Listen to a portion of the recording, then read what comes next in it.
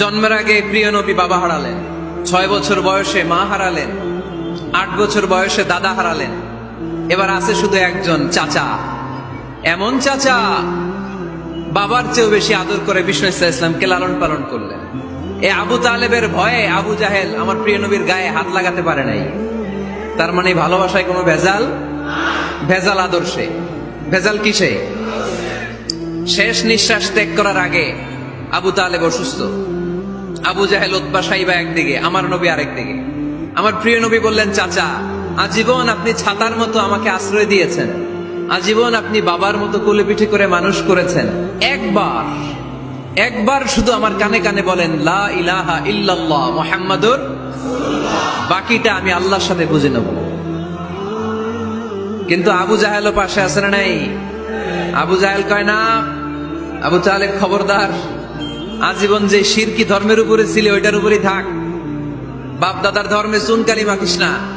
একবার আবু তালেব প্রিয় নবীর নুরানি চেহারার দিকে তাকায়, মনে মনে ভাবে এখনই পড়ে ফেলি কালিমা, মুহাম্মদের আদর্শই আমার আদর্শ বানায় ফেলি।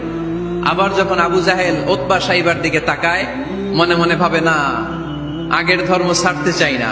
এই দোটানা অবস্থা থেকে শেষ নিঃশ্বাস ত্যাগ করার আগে আবু তালেব এটা বলে মারা গিয়েছে, আলা মিল্লাতি আব্দুল মুত্তালিব, আমি আব্দুল মুত্তালিবের শিরকি ধর্মের উপর থেকে শেষ নিঃশ্বাস ত্যাগ করলাম। তার মানে আল্লাহর দেয়া বিধান অনুযায়ী সে জান্নাতি না জাহান্নামী? শুধু যে নবীরে ভালোবাসছিল কোনো কাজে আসছে? কথা বলেন। তাহলে শুধু ভালোবাসা আমারে বাঁচাতে পারবে না, নবীর ভালোবাসার পাশাপাশি আমার নবীর আদর্শ জীবনে থাকার দরকার আছে না নাই?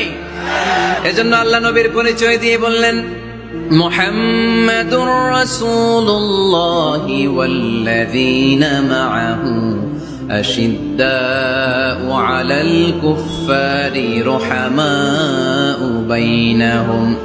কোরআন আমাদেরকে বলে তোমাদের প্রিয় নবীর প্রথম পরিচয় তিনি রাসূলুল্লাহ সাল্লাল্লাহু আলাইহি ওয়াসাল্লাম, তিনি হলেন আল্লাহর রাসূল।